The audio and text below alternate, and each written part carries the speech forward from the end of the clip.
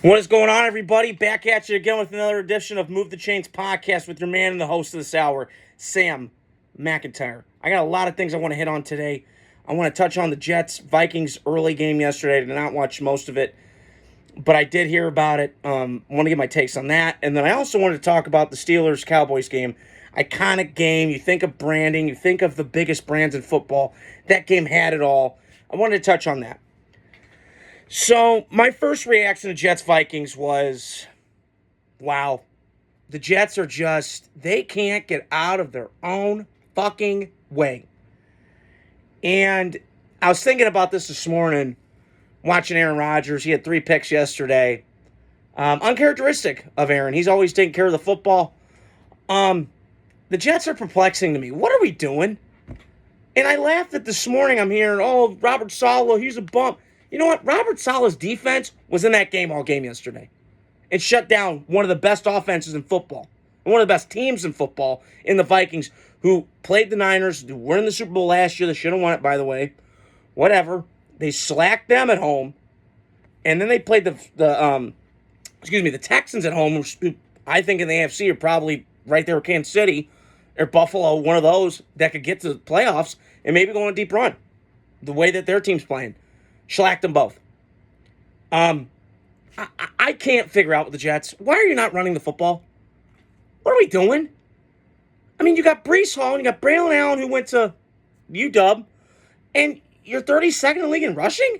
What are we doing? Your offensive line's better than it was last year. And here's the funny stat. They scored 93 points. The same with Zach Wilson. Last year, Mr. Milf Hunter. Wow.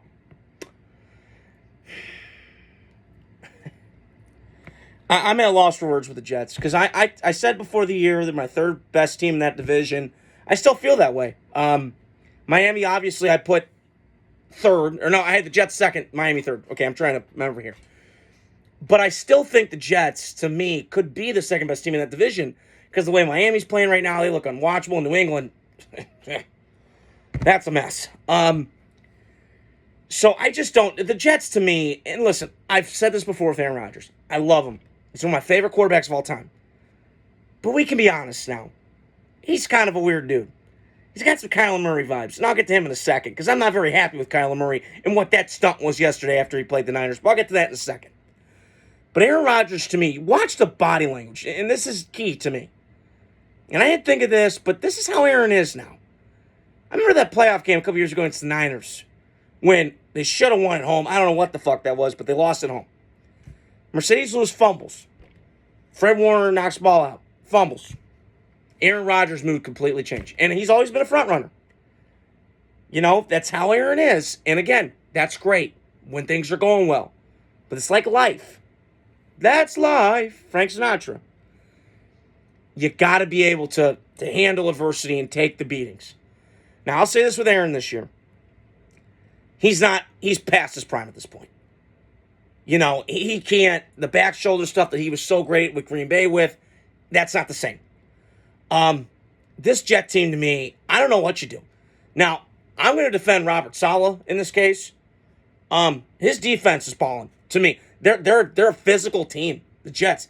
I see a little bit of Niners, like they can fly around, they're fast. Sauce Gardner's a really good corner.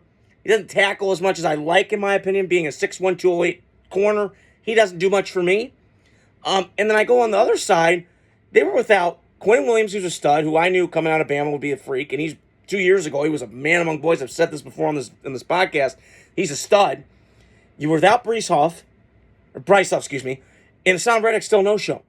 Imagine if they had those guys with the pieces they have. And you're forgetting about C.J. Mosley, who's been a really good player ever since he was in Baltimore. And then Quinn Williams' brother's a stud. So this Jets defense is going to keep them in games. I'm not disputing that.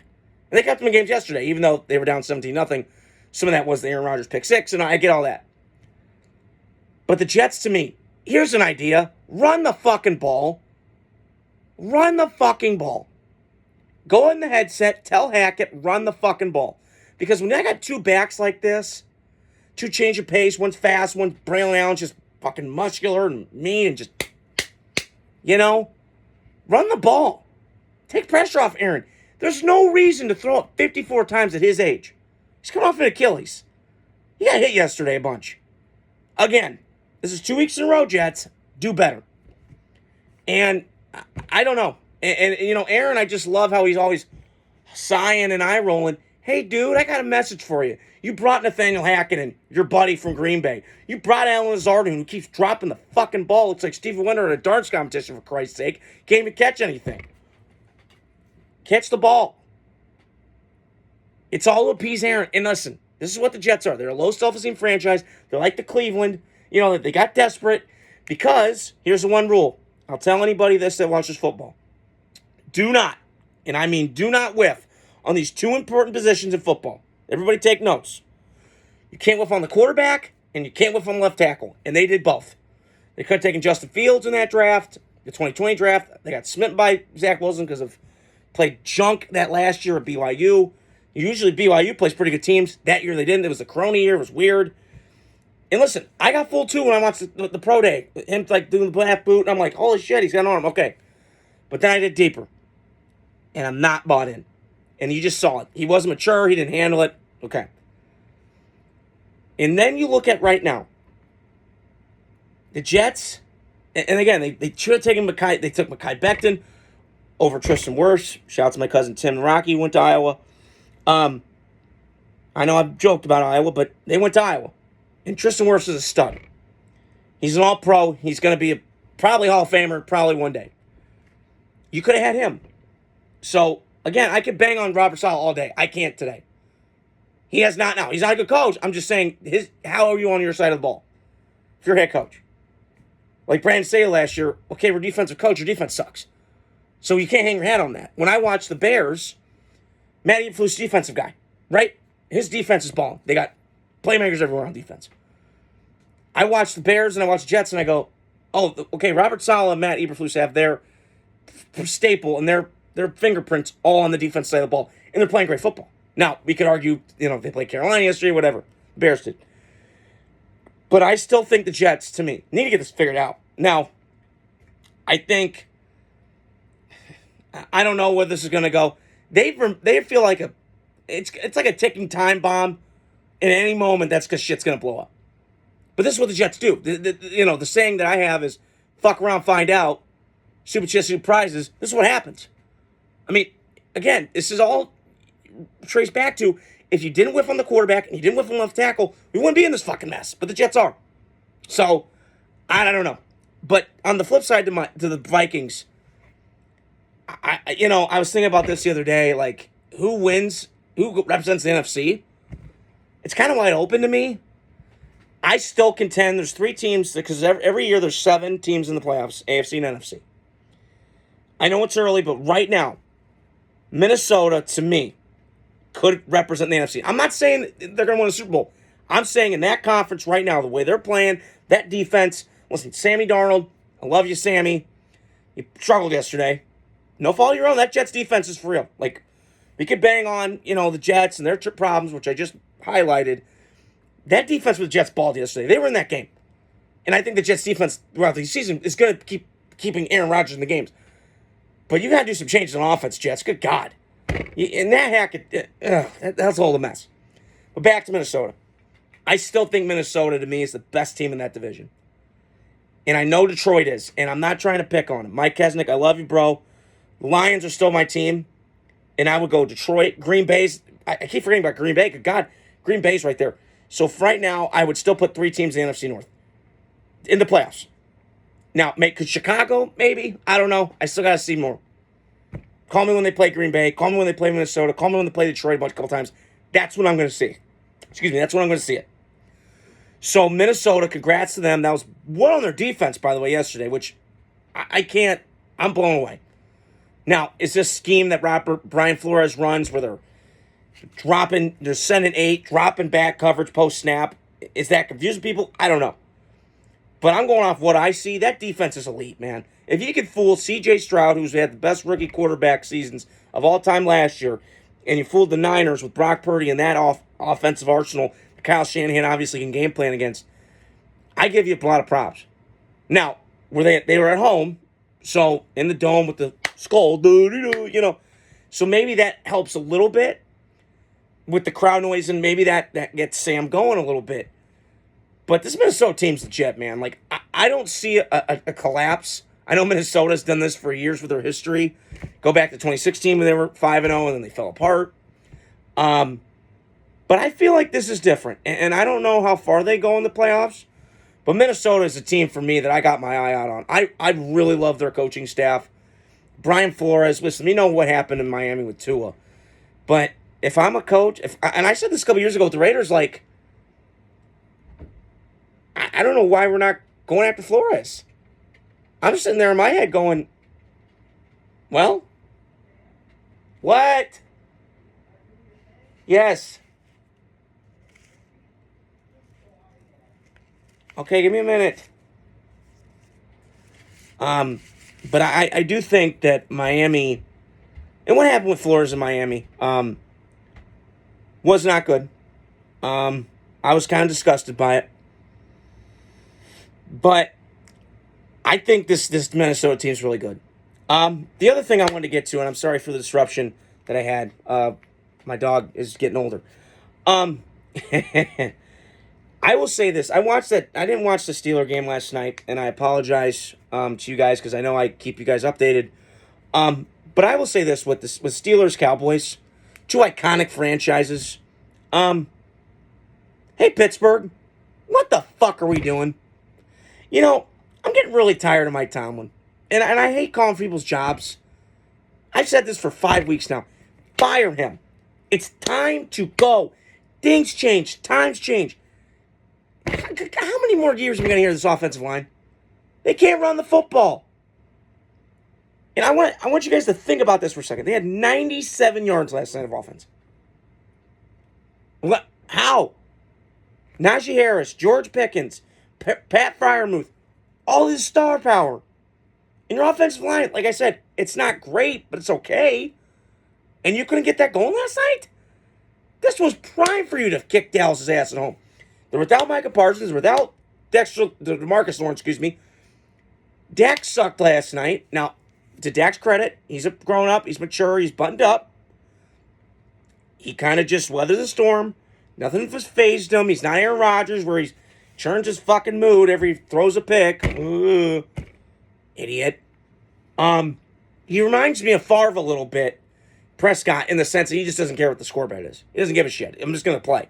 And I love that about Dak. Is he flawed? No question about it. I wouldn't have paid him the money, but it is what it is.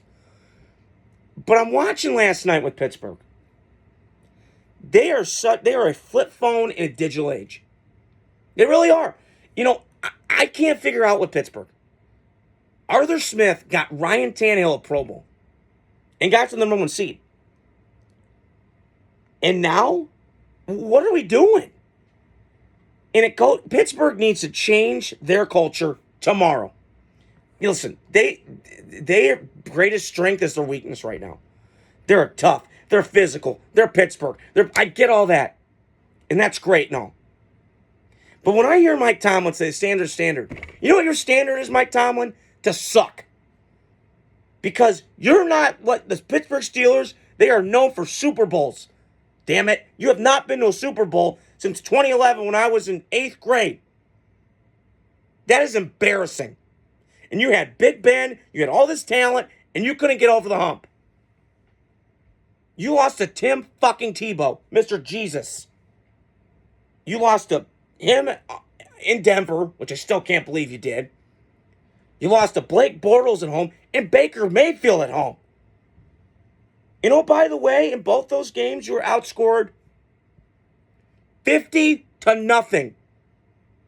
Both those home playoff games. Before you kind of garbage time statted it up. I'm done. Mike Tomlin's got to go. To me, listen, this probably is not going to happen because Pittsburgh is so loyal. Oh, my God. You know what that gets you? That's overrated to me. I'm done with Pittsburgh, man. I'm shorting them the rest of the season. And they'll probably beat my Raiders, and I'll get to my reaction about the game. Shout out to my brother. Congrats on Denver winning. I'll get to them later on another day.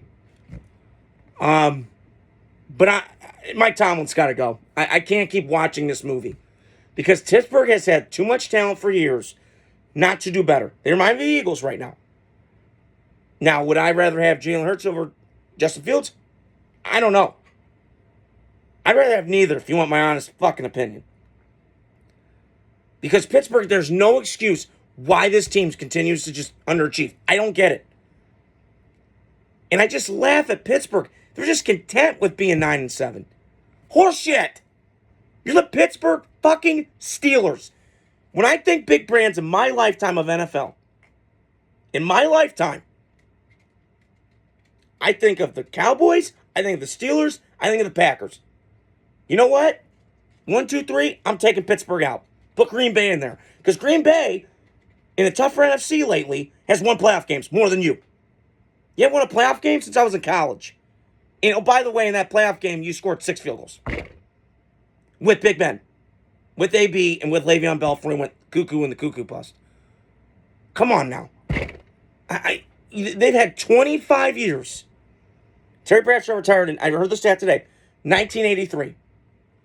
And you've had one quarterback that's been elite, Big Ben. And I would argue Big Ben underachieved, in my opinion, because of all that talent he had. But, you know, Mr. Big Ben didn't want to put the time in. Again, don't know why. So, I couldn't believe my eyes when I saw 97 yards of total offense last night. I'm really tired of the media saying, well, Mike Tomlin released the season. You know what that's great for? That's great for the Panthers or Jacksonville who've never been in a Super Bowl. No, Carolina's been the one, excuse me, but Jacksonville, you get what I'm saying. I'm done. Mike Tomlin, got to go. Bye. I'm out. And typical, here we go. Pittsburgh spending all their money on the defense side of the football. Congrats. That's not good enough. You're in a division now with firepower everywhere. You've got the Ravens with their firepower, the Bengals with theirs on any given Sunday. In Cleveland, say what you want. When they get a quarterback right in that room that's not weird and Bill Cosby light with Deshaun Watson, that roster's loaded. So, hey, Pittsburgh, do yourself a favor. Go get a fucking quarterback. Get a new coach. Get a new system. Move on from Tomlin. Good God. This whole nonsense of, we've only had 3 coaches. Good for you. You're stability. I get it. But there comes a point in time, it's time to move on. Do something different. I'm out, man. I've been out on the Steelers for a while. Last night came to fruition to me. I can't watch them anymore. They disgust me. They're not a good football team. They're just not. They're not good coached. Offensively, they look lost. I'm out. I'm out. So, like I said, Raiders play them this weekend in Vegas. I want revenge after last year's nonsense. But yeah, so that's all I wanted to say on here. I know I went off a little bit on my tangent, but I just love football, as you guys know. Like I always say, subscribe, like, share. Share to the public about my content. And, more videos will be coming out soon. I hope you guys have a great night. I know I post a little bit later. But hope you guys have a great night. And talk to you guys soon.